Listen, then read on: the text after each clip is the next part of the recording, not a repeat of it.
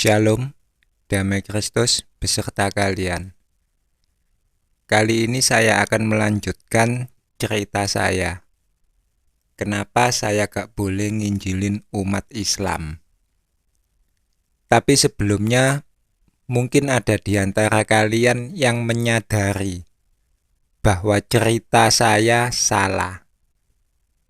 Bukan Petrus yang laporan pada Yesus kalau ada orang yang ngusir iblis, tetapi bukan salah satu bagian dari mereka. Yang laporan itu Yohanes. Terima kasih atas ralatnya.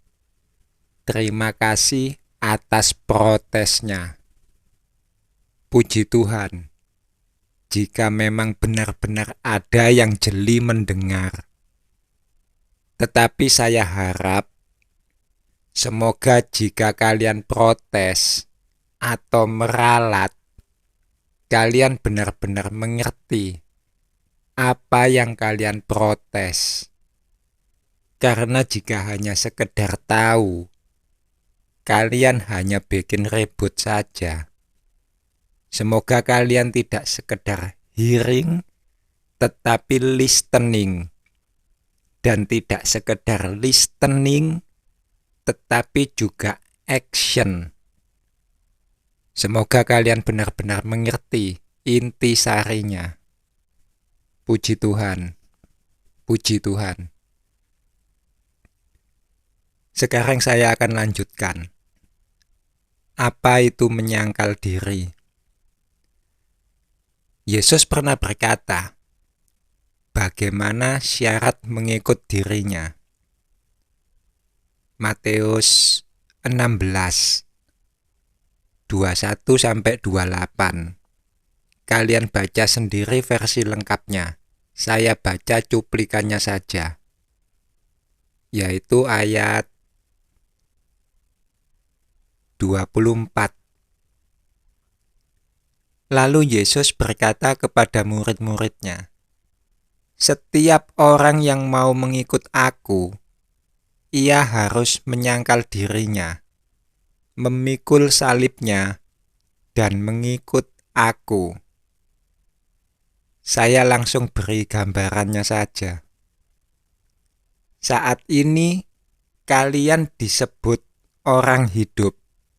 Betul? Kalian makan, minum, kerja, cari duit, jalan-jalan, nonton YouTube. Kalian melakukan hal-hal apa yang kalian suka. Kalian hidup. Menyangkal diri. Kalian katakan pada diri kalian sendiri bahwa kalian ini sebenarnya sudah mati.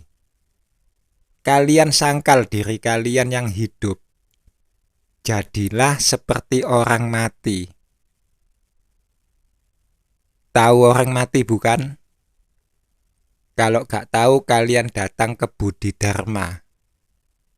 Kalau di tempat saya, di Pasuruan, tempat persemayaman untuk orang mati itu namanya Budi Dharma. Atau sudahlah, gak usah bulet. Gini aja. Kalau ada orang meninggal dunia, kalian samperin. Kalian layat sebelum dikubur. Kalau pakai peti, kalian datang sebelum tutup peti. Terus kalian deketin mayatnya, orang yang sudah meninggal itu. Kalian tempeling itu mayat. Kalian tunggu. Apakah itu mayat bisa bangkit lagi? Terus bales nempeling kalian? Kalau jawabannya bisa, saran saya kalian sebaiknya segera kabur. Karena itu orang bukan mati, tapi pura-pura mati.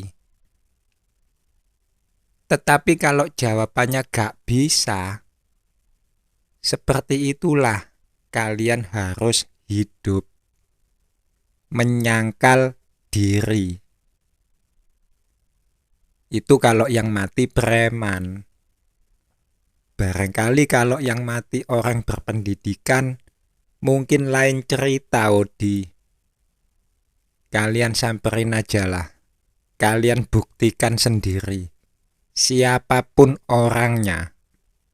Mau yang mati itu preman, atau yang mati itu orang berpendidikan, kalian tonjok itu mayatnya.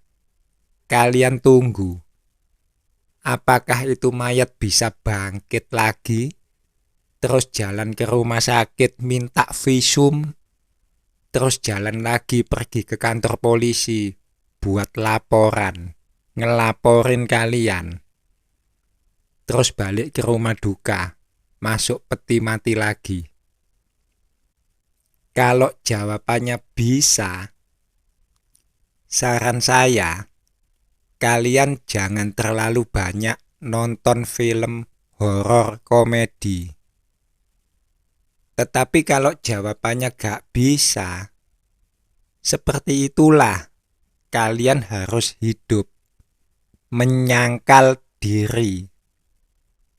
Ditempeleng tapi gak boleh bales, sama sekali gak bales. Baik secara fisik maupun lapor polisi. Wih, berat Odi kalau seperti itu caranya. Itulah salib yang kalian tanggung. Ditempelin gak bales, sakit rasanya. Lapor polisi juga kagak. Itulah salib yang kalian tanggung. Dengan menyangkal diri, otomatis kalian menanggung salib. Dengan menyangkal diri, kalian sudah menyunat keinginan-keinginan daging kalian. Mengecilkan daging itu membesarkan roh. Kita akan bahas menyangkal diri lebih detail di lain kesempatan. Tentu saja jika Tuhan berkehendak dan saya masih boleh bernafas. Selanjutnya saya akan beritahu gambaran alasan kedua. Kenapa saya tidak boleh nginjilin umat Islam? Ayatnya masih sama dengan alasan yang pertama, yaitu Matius 10. Matius 10, 5-15.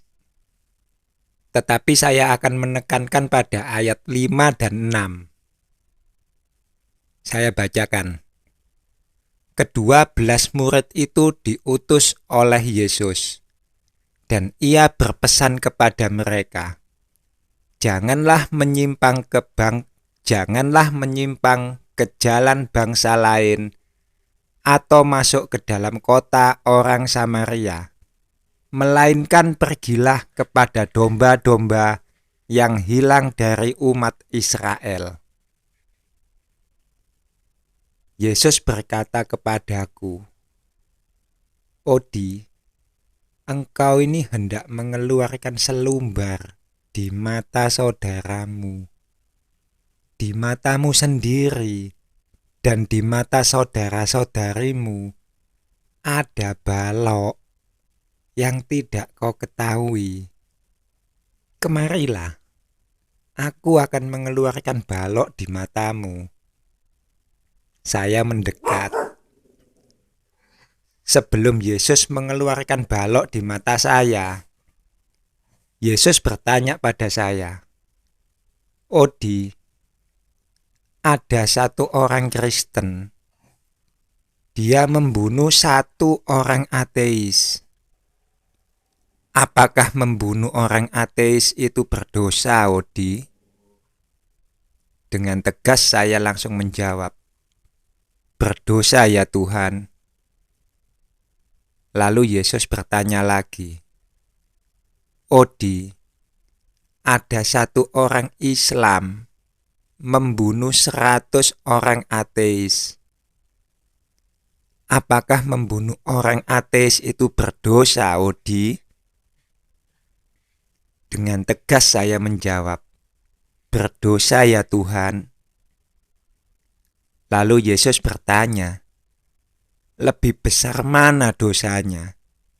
Orang Kristen yang membunuh satu orang ateis dengan orang Islam yang membunuh 100 orang ateis. Saya diam sejenak. Saya pikir ini pertanyaan jebakan. Yang Kristen membunuh satu orang, yang Islam membunuh 100 orang. Gak penting jumlahnya. Membunuh ya membunuh. Jadi saya jawab, sama besarnya ya Tuhan. Lalu Yesus berkata, baik, engkau mengatakan sama besarnya karena sama membunuh. Sekarang aku bertanya lagi padamu. Odi, ada satu orang Kristen, dia mengolok-olok saudaranya karena saudaranya miskin. Apakah mengolok-olok itu berdosa, Odi? Lalu saya jawab, berdosa ya Tuhan. Yesus bertanya lagi, Odi, ada satu orang Islam membunuh 1000 orang ateis. Apakah membunuh itu berdosa, Odi? Saya jawab, Tuhan, tentu saja berdosa. Engkau sudah menanyakan hal itu tadi. Satu orang saja berdosa, apalagi ini 1000 orang. Lalu Yesus berkata, ya, dan engkau mengatakan dosa mereka sama. Sekarang aku mau bertanya, lebih besar mana dosanya? Orang Kristen yang hanya mengolok-olok saudaranya yang miskin dengan orang Islam yang membunuh 1000 orang ateis. Lalu saya jawab, lebih besar dosa orang Islam yang membunuh 1000 orang ateis karena ia sudah mengambil nyawa orang, sementara orang Kristen itu hanya mengolok-olok saja ya Tuhan. Lalu Yesus berkata, begitu menurutmu, Odi? Aku berkata kepadamu, Odi, aku bisa mengampuni orang Islam yang membunuh 100 orang ateis itu, tetapi tidak dengan orang Kristen yang membunuh satu orang ateis. Aku bisa mengampuni orang Islam yang membunuh 1000 orang ateis, tetapi tidak dengan orang Kristen yang mengolok-olok saudaranya yang miskin itu. Saya terkejut. Kenapa bisa begitu ya Tuhan? Lalu Yesus menjelaskan, orang Islam yang membunuh 100 orang ateis itu, ia membunuh, tetapi tidak pernah mulutnya mengaku sebagai muridku. Tetapi orang Kristen yang membunuh satu orang ateis itu, ia membunuh, dan mulutnya mengaku sebagai muridku. Orang Islam yang membunuh 1000 orang ateis itu, ia membunuh, tetapi tidak pernah mulutnya mengaku sebagai pengikutku. Tetapi orang Kristen yang mengolok-olok saudaranya yang miskin itu, ia mengolok-olok dan mengaku aku sebagai gurunya. Apa engkau mengerti, Odi? Ya Tuhan, aku mengerti. Lalu Yesus mengeluarkan balok di mata saya. Sebelum saya melanjutkan, saya mau menegaskan kembali pada kalian, saudara-saudariku, umat Kristen. Gak perlu ngurusin orang lain. urusi dirimu sendiri. Kejahatan apapun yang mereka lakukan, mulut mereka gak pernah mengaku sebagai murid Yesus. Gak pernah diajar kasih. Mereka membunuh, wajar. Mereka gak pernah diajar kasih. Mereka memperkosa, wajar. Mereka gak pernah diajar kasih. Mereka merampok, wajar. Mereka gak pernah diajar kasih. Tetapi kalian, umat Kristen, kalian membunuh, kurang ajar. Mana belas kasih kalian? Kalian ngerampok, kurang ajar. Mana belas kasihan kalian? Kalian memperkosa, kurang ajar. Mana belas kasih kalian? Kalian melakukan kejahatan, tetapi mulutmu mengaku diajar Yesus. Kalian melakukan kejahatan, tetapi mulutmu mengaku murid Yesus. Cangkemmu kurang ajar.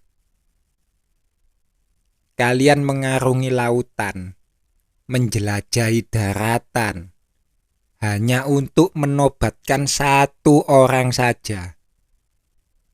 Setelah ia bertobat, kalian menjadikan ia orang neraka, 2 kali lebih jahat. Kalian mengkristenkan orang.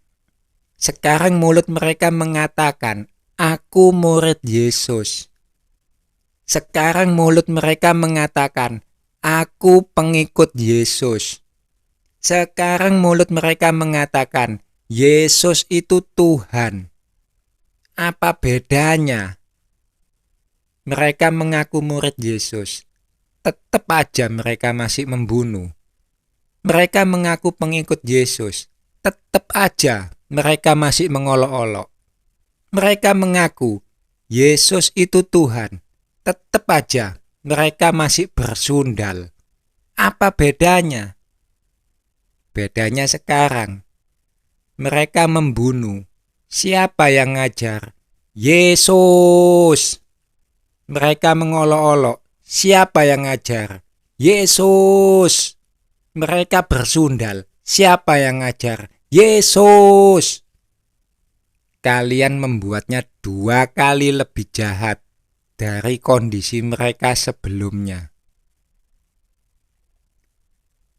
Aku berkata pada kalian, siapa saja boleh mengaku dengan lidahnya, aku murid Yesus. Siapa saja boleh mengaku dengan lidahnya, aku pengikut Yesus. Siapa saja boleh mengaku dengan lidahnya, Yesus itu Tuhan. Siapa saja boleh mengaku, silahkan. Tetapi kalian harus ingat, bukan kalian yang memilih Yesus. Yesuslah yang memilih kalian. Saudara-saudariku yang terkasih, setelah Yesus mengeluarkan balok di mata saya melihat gereja saya sendiri. Sebenarnya untuk yang satu ini termasuk kesaksian, bukan sekedar gambaran bagaimana Yesus ketika ngajar saya. Tapi gak apa. Ketika Yesus sudah mengeluarkan balok di mata saya melihat gereja saya, Gereja Katolik Santo Antonius dari Padua, Pasuruan. Lalu Yesus bertanya pada saya, Odi, apa yang kau lihat? Saya jawab, gereja. Lalu Yesus bertanya lagi, apa yang kau lihat di dalam gereja? Saya tidak melihat apa-apa, saudara-saudariku. Gereja saya gelap. Gak kelihatan apa-apa. Jadi saya jawab, gelap Tuhan, aku gak melihat apa-apa. Lalu Yesus berkata, Odi, engkau sudah punya terang. Pakailah terang itu untuk melihat apa yang ada di dalam gelap. Ibaratnya saya ini punya lampu senter, saudara-saudariku. Saya senterin itu gereja saya. Gereja Katolik Santo Antonius dari Padua, Pasuruan. Dan saya terkejut. Ya Tuhan, saya gak bisa berkata apa-apa. Gereja saya jorok. Lebih jorok daripada rumah saya yang berantakan. Mohon maaf. Saya melihat banyak lelehan-lelehan kalau orang berhubungan badan.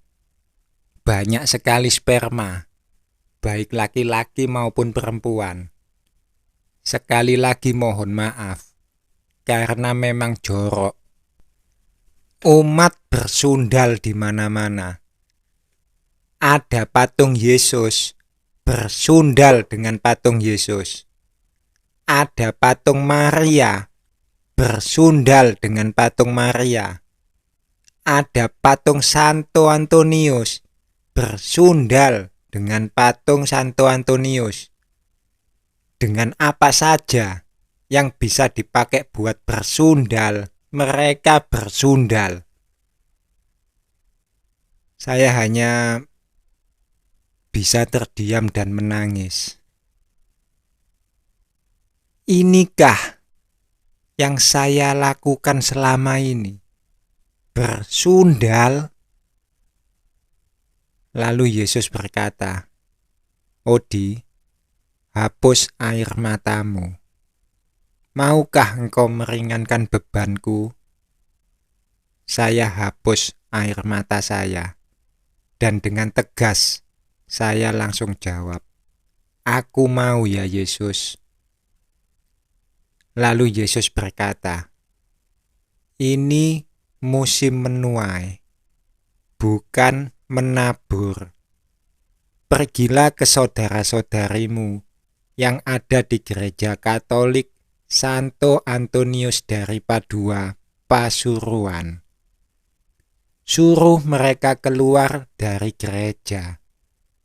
Katakan, aku akan datang kepada mereka yang mau datang kepadaku. Lalu saya jawab, Tuhan, bagaimana mereka akan percaya omonganku?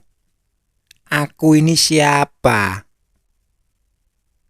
Tetapi Yesus berkata, mereka yang diberikan padaku oleh Bapa akan datang padaku.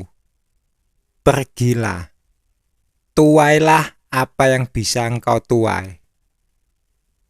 Kesaksian saya hanya sampai sini. Selanjutnya apa yang akan saya ceritakan adalah gambaran kembali bagaimana Yesus ngajar saya. Saya dapat tugas, dan tugas saya sebenarnya cukup ringan.